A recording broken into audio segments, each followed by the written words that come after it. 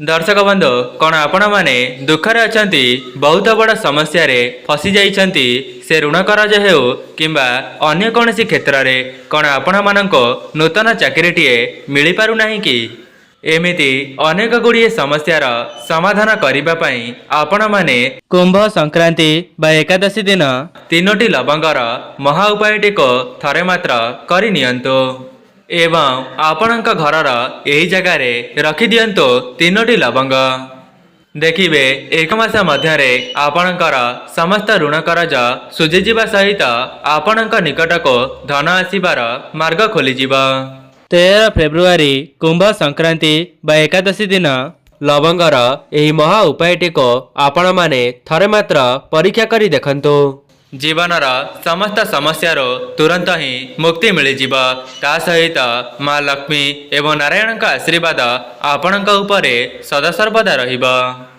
आपणक घरे हेब धनर वर्षा एवं आपण बनिजिबे कोटिपति। जदि आपणक घरे पूर्वर मन मतांतर कली झगड़ा लगी रही तेबे 13 फेब्रुआरी शुक्रवार कुंभ संक्रांति दिन लवंगर चमत्कारी उपायटी को करि नियंतु। एहाको करिबा द्वारा आपणक घर मन मतांतर एवं कली झगड़ा खूब शीघ्र बंद होई जिबा। दर्शक बंधु जेमिति कि आपण माने जानिछंती आमर सनातन धर्म रे संक्रांतिर बहुत अधिक महत्व रही थाए जेहेतु चलित वर्षर कुंभ संक्रांति एवं एकादशीटी 13 फेब्रुआरी शुक्रवार दिन पड़िबा पई जाउछि तेबे आपणक उपरे शुक्रदेवंकर आशीर्वाद मध्य सदा सर्वदा रहिब। ता सहित माँ लक्ष्मी एवं नारायण का आशीर्वाद को प्राप्त करिबा पई कुंभ संक्रांति बा एकादशी दिन यही चमत्कारी उपायटी को निश्चय करिबे। दर्शक बंधु जदि आपणक द्वारा संभव हेउछि तेबे आपण माने ए उपायटी को प्रत्येक दिन मध्य करि परिबे किंतु व्यस्तबहुल जीवन मध्य रे जदि आपण माने प्रत्येक दिन करिबा संभव हेउ नाही तेबे कुंभ संक्रांति बा एकादशी दिन थरे मात्र निश्चय करिबे। दर्शक बंधु चलित वर्ष कुंभ संक्रांति एवं एकादशी दिन अनेक प्रकारर शुभ जोगर संगठन हेबाकु जाउअछि। दर्शक बंधु आपण माने जानिछंती संक्रांति दिन जेउ भी उपायटी को थरे मात्र करि निया जाए सेथिरु आपणको शुभाशुभ फल देखिबा पई मिली थाए। ता सहित कुंभ संक्रांति दिन किछिटा विशेष उपाय को करिनेबा द्वारा माँ लक्ष्मी आपणक घरे स्थिर भावरे वास करिबे।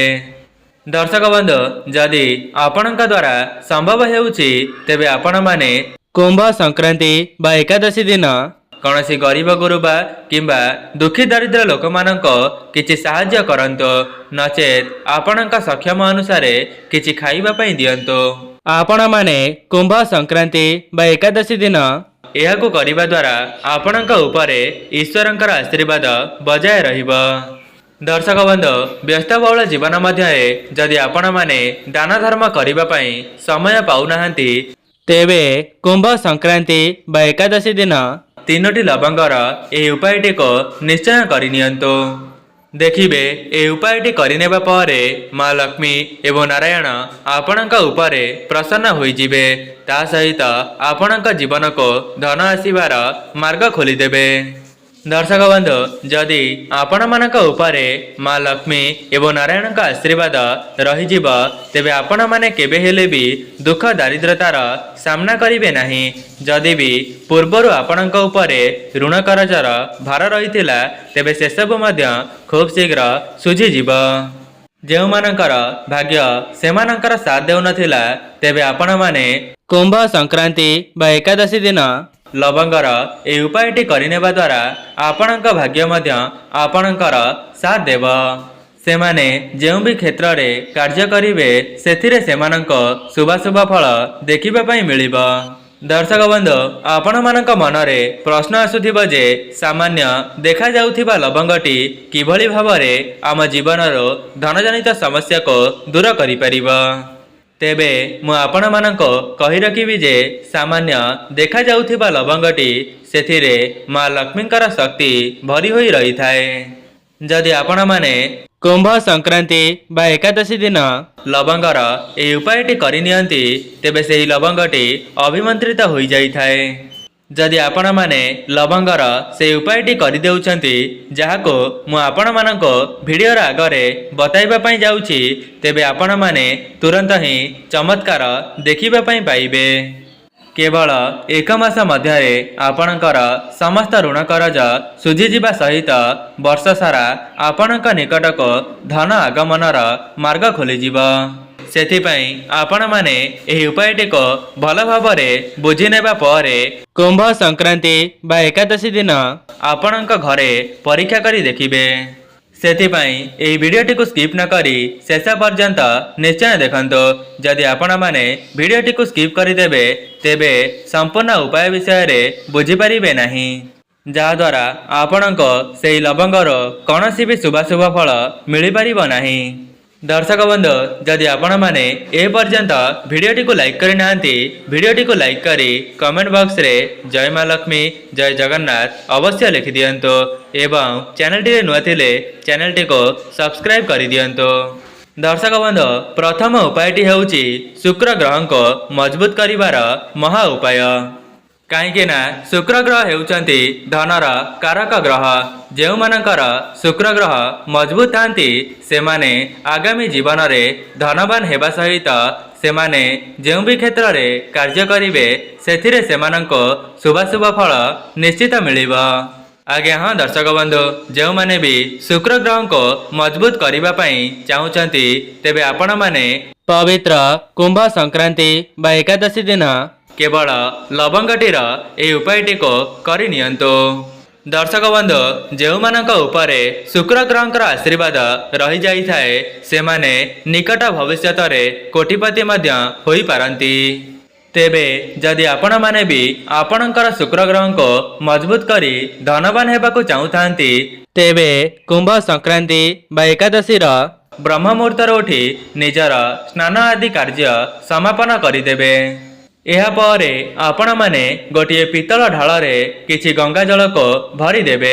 एहा परे सेही जल रे 3टी लवंग को पकाई देबे एवं सेही ढालटी को नहीं आपणक घरर उत्तर पूर्व जहाको आमे माने ऐशान्य कोण कहि थाउ सेही कोण रे रखी देबे एवं कुंभ संक्रांति बा एकादशी परदिन से ढालर जलटी को बाहर करदेबे।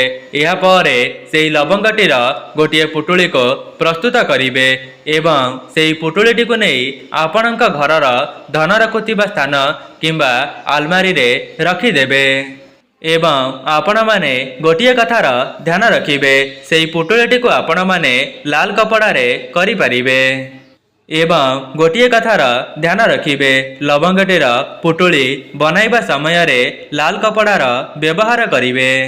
एपरि करिबा द्वारा आपणक धन रे वृद्धि घटिब ता सहित आपणक निकटक धन आसीबार मार्ग खोलीजिब।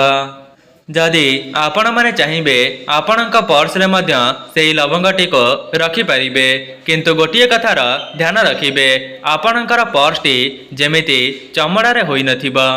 केवल कुंभ संक्रांति एवं एकादशी दिन यह उपायटी को करिनेबा द्वारा आपणक जीवनर धनजनित समस्या दूर हेबा सहित आपणकर ऋण करज खूब शीघ्र सुझीजिब। दर्शक बंधु आपण माने हुए तो जानि नथिबे लवंगटीर ए उपायटी करिनेबा द्वारा सेही लवंगटी अभिमंत्रित होई जाई थाए एवं शुक्रदेवंकर आशीर्वाद मध्य आपणक उपरे बजाय रही थाए। यह द्वारा आपण माने आग को जो भी निष्पत्ति नेबे सेथिरे आपणको शुभाशुभ फल देखिबा पई मिलिबा। दर्शक बंधु द्वितीय उपायटी हेउची आपणकर भाग्य आपणको साथ देबार महा उपाय। जदि आपण माने चाहुचंती आपणकर भाग्य संपूर्ण वर्ष सारा आपणकर साथ देउ एवं आपण माने जो भी कार्य रे हाथ देबे सेथिरे आपणको शुभाशुभ फल मिलु तेबे आपण माने सर्वप्रथमे बुझी जांतो आपणकर समस्त ग्रह मानकर नियंत्रण मां लक्ष्मी एवं नारायण हाथ रे होई थाए। सेथिपाई आपण माने सर्वप्रथमे मां लक्ष्मी एवं नारायण को प्रसन्न करिबा पई चेष्टा करंतो। ସେଥିପାଇଁ ଆପଣମାନଙ୍କ କୁମ୍ଭ ସଂକ୍ରାନ୍ତି ଏବଂ ଏକାଦଶୀର ସନ୍ଧ୍ୟା ସମୟରେ ଗୋଟିଏ ଛୋଟିଆ ଉପାୟଟିକୁ କରିବାର ଅଛି।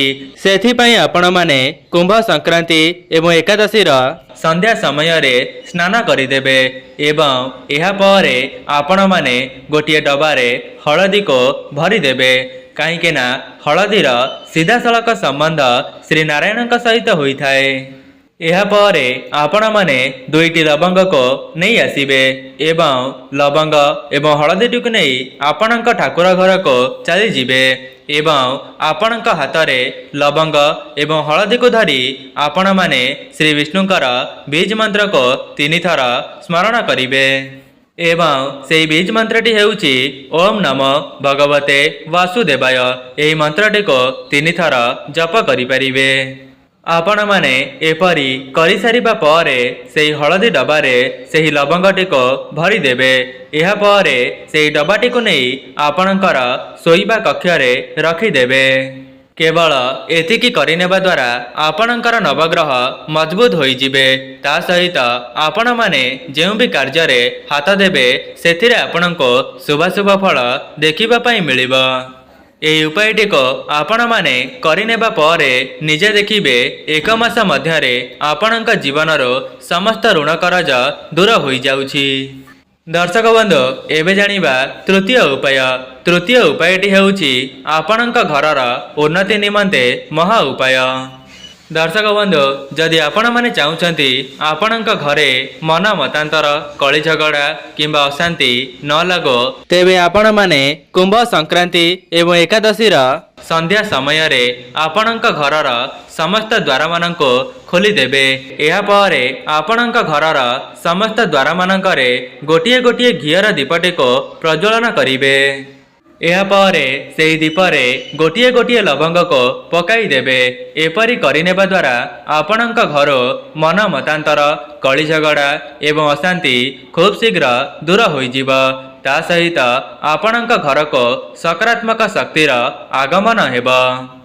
ଆଜ୍ଞା ହଁ ଦର୍ଶକ ବନ୍ଧୁ, ଯଦି ଆପଣମାନେ କୁମ୍ଭ ସଂକ୍ରାନ୍ତି ବା ଏକାଦଶୀ ଦିନ ଏହି ଉପାୟଟିକୁ କରିନେଉଛନ୍ତି, ତେବେ ଆପଣଙ୍କ ଜୀବନର ସମସ୍ତ ନକାରାତ୍ମକ ଶକ୍ତି ଦୂର ହେବା ସହିତ ଆପଣଙ୍କ ଘରେ ଦୈବୀ ଶକ୍ତିଙ୍କର ଆଗମନ ହେବ। ଦର୍ଶକ ବନ୍ଧୁ, ଆପଣମାନେ ଜାଣିଛନ୍ତି ଆମର ସନାତନ ଧର୍ମରେ ସଂକ୍ରାନ୍ତିର ବହୁତ ଅଧିକ ମହତ୍ତ୍ୱ ରହିଛି ଏବଂ ଏହି ସଂକ୍ରାନ୍ତି ଦିନ ଯେଉଁ ବି ଉପାୟଟିକୁ ଥରେ ମାତ୍ର କରିଦେବେ ସେଥିରେ ଆପଣଙ୍କୁ ନିଶ୍ଚିତ ଶୁଭାଶୁଭ ଫଳ ଦେଖିବା ପାଇଁ ମିଳିବ। ସେଥିପାଇଁ ଯେଉଁମାନେ ବି ଏହି ଭିଡ଼ିଓଟିକୁ ଦେଖୁଛନ୍ତି, ଆପଣମାନେ କୁମ୍ଭ ସଂକ୍ରାନ୍ତି ବା ଏକାଦଶୀ ଦିନ ନିଜ ଘରେ ଏହି ସବୁ ଉପାୟକୁ ଥରେ ମାତ୍ର ପରୀକ୍ଷା କରି ଦେଖିବେ। ଏବେ ଆସନ୍ତୁ ଜାଣିବା ଚତୁର୍ଥ ଉପାୟ ବିଷୟରେ। ଚତୁର୍ଥ ଉପାୟଟି ହେଉଛି ଧନ ପ୍ରାପ୍ତିର ମହା ଉପାୟ। ଯଦି ଆପଣଙ୍କ ନିକଟକୁ ଧନ ଆସିବାର ସମସ୍ତ ମାର୍ଗ ବନ୍ଦ ହୋଇଯାଇଛି କିମ୍ବା ଆପଣମାନେ ଯେତେ ଟଙ୍କା ରୋଜଗାର କରିଲେ ମଧ୍ୟ ଆପଣଙ୍କ ପାଖରେ ସଞ୍ଚୟ କରିପାରୁନାହାନ୍ତି, ତେବେ ଲବଙ୍ଗର ଚମତ୍କାରୀ ଉପାୟଟିକୁ କୁମ୍ଭ ସଂକ୍ରାନ୍ତି ବା ଏକାଦଶୀ ଦିନ ନିଶ୍ଚୟ କରନ୍ତୁ ଏବଂ ଏହାକୁ କରିବା ପରେ ଆପଣ ନିଜେ ଦେଖିବେ ଆପଣଙ୍କ ନିକଟରେ ଧନ ସଞ୍ଚୟ ହେବା ଆରମ୍ଭ ହୋଇଯିବ। ସେଥିପାଇଁ ଆପଣମାନେ କୁମ୍ଭ ସଂକ୍ରାନ୍ତି ବା ଏକାଦଶୀର ସନ୍ଧ୍ୟା ସମୟରେ ଆପଣଙ୍କର ଠାକୁର ଘରକୁ ଚାଲିଯିବେ ଏବଂ ଠାକୁର ଘରେ ଆପଣମାନେ ଗୋଟିଏ ଲାଲ କପଡ଼ାକୁ ବିଛାଇ ଦେବେ। ଏହାପରେ ସେହି ଲାଲ କପଡ଼ାରେ 1 ମୁଠି ଧନିଆ, 2ଟି ଲବଙ୍ଗ ଏବଂ ଗୋଟିଏ କର୍ପୂରକୁ ରଖିଦେଇ ସେହି କପଡ଼ାର ଗୋଟିଏ ପୁଟୁଳିକୁ ପ୍ରସ୍ତୁତ କରିବେ। ଏହାପରେ ଆପଣମାନେ ମା ଲକ୍ଷ୍ମୀଙ୍କ ନିକଟରେ ଗୋଟିଏ ଘିଅର ଦୀପକୁ ପ୍ରଜ୍ୱଳନ କରିବେ ଏବଂ ଆପଣଙ୍କ ମନରେ ଯାହା ବି କିଛି ମନସ୍କାମନା ରହିଅଛି ସେସବୁକୁ ଜଣାଇଦେବେ।